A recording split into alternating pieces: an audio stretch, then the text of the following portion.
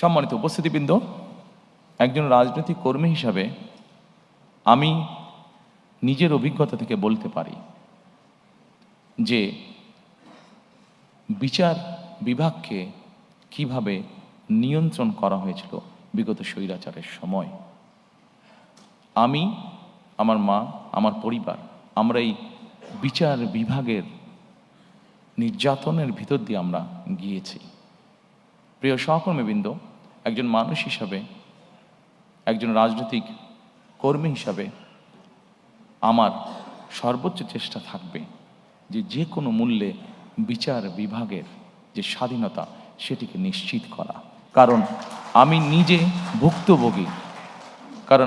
ভুক্তভোগী কিভাবে বিচার বিভাগ একজন মানুষের জীবন, একটি সংসার ধ্বংস করে দিতে পারে। সেই জন্য আমরা সরকার গঠনে সক্ষম হলে আমাদের সর্বোচ্চ চেষ্টা থাকবে যে কোনো মূল্যে বিচার বিভাগের স্বাধীনতাকে নিশ্চিত করা। সম্মানিত উপস্থিতিবৃন্দ, এরপরে আপনাদেরকে আমি অনুরোধ করব, রাষ্ট্র ব্যবস্থার সংস্কারের শেষ যেই ঘরটি স্থানীয় সরকার, সেখানে যদি আপনারা একটু দৃষ্টি দেন।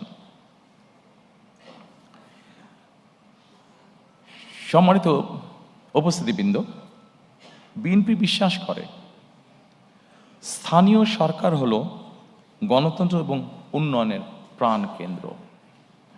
আমাদের এখানে অনেকেরই অভিজ্ঞতা আছে বিভিন্ন দেশ দেখার, বিশেষ করে ইউরোপের উন্নত দেশগুলো দেখার।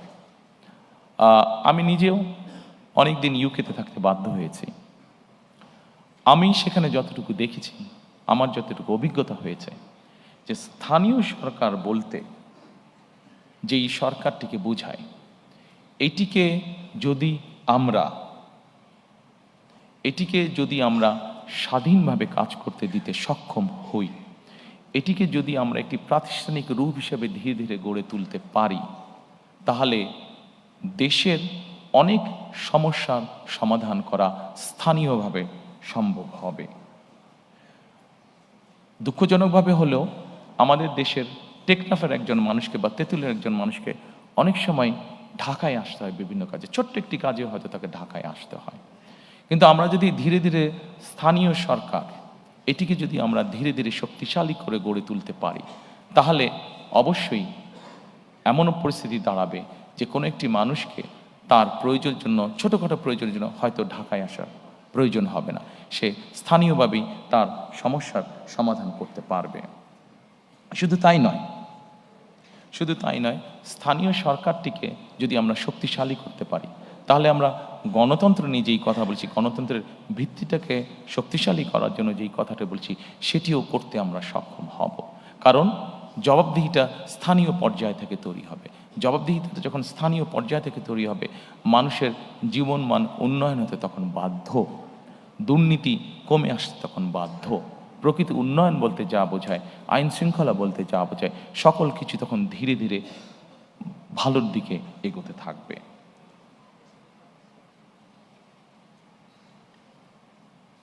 সেই জন্য সম্মানিত উপস্থিতিবৃন্দ, আমরা চাই স্থানীয় সরকারগুলোতে পর্যাপ্ত অর্থ প্রদান করা এবং সেটির মাধ্যমে জনগণের ক্ষমতাকে ধীরে ধীরে শক্তিশালী করা, ধীরে ধীরে প্রতিষ্ঠিত করা। আমরা 20 কোটি মানুষের দেশ, ঢাকা থেকে আমরা কখনোই সার্বিকভাবে দেশের উন্নয়ন করতে সক্ষম হব না।